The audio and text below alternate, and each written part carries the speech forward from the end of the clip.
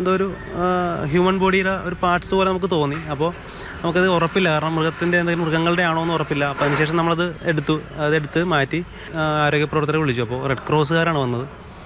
Red ക്രോസുകാർ വന്നപ്പോഴത്തേക്ക് അവർ പറഞ്ഞതൊരു human ബോഡിയുടെ പാർട്ടാണ്, ഒരു കുടൽ അങ്ങനത്തെ ഒരു ഭാഗമാണെന്ന് പറഞ്ഞു. അപ്പോൾ അവർ അത് വാഷ് ചെയ്തു. അപ്പോൾ നമ്മുടെ മുമ്പ് വെച്ച് തന്നെ അത് വാഷ് ചെയ്തിട്ട് പറഞ്ഞു ഇതൊരു ലേഡിയുടെ വയറിൻ്റെ കുടലിൻ്റെ ഭാഗമാണെന്ന് പറഞ്ഞു. ഗർഭപാത്രമായിരുന്നു സംഭവം പോസിറ്റീവായിരുന്നു. ഒരു ഗർഭപാത്രത്തിൽ കുട്ടി ഉണ്ടായിരുന്നു എന്ന് അവർ പറഞ്ഞു. അപ്പോൾ അതിനുശേഷം അവരത് കൺട്രോൾ റൂമിലേക്ക് കൊണ്ടുപോവുകയാണ് ചെയ്തത്. നമുക്കൊന്ന് സഹിക്കാൻ പറ്റുന്നതിനും അപ്പുറത്തായിരുന്നു അത്. കാരണം നമ്മളെല്ലാവരും മനുഷ്യരല്ലേ, നമുക്കത് വല്ലാത്തൊരവസ്ഥയായിപ്പോൾ നമ്മളത് വല്ലാണ്ടായി പറഞ്ഞു. ഒരു 1-2 ദിവസത്തേക്ക് നമ്മൾ വീട്ടിൽ വിളിക്കുമ്പോഴാണെങ്കിലും നമുക്ക് ഇതിനെപ്പറ്റിയുള്ള വിവരങ്ങളും നമ്മുടെ നാട്ടുകാരും കൂട്ടുകാരും അതുപോലെ സ്റ്റേഷനിലുള്ള ജീവനക്കാരൊക്കെ വിളിച്ചു ചോദിക്കും എങ്ങനെയുണ്ട് അവിടുത്തെ അവസ്ഥ എന്ന് വിളിച്ചു ചോദിക്കുമ്പോൾ ഇത് പറയാൻ നമുക്ക് പറ്റില്ല. കാരണം മറ്റു പല കാര്യങ്ങളും പറയുമ്പോൾ ഇത് നമുക്ക് പറയാൻ പറ്റാത്ത രീതിയിലേക്ക് നമ്മുടെ മനസ്സ് അത്രക്കോലും മരവിച്ചിരുന്നു. വല്ലാത്തൊരു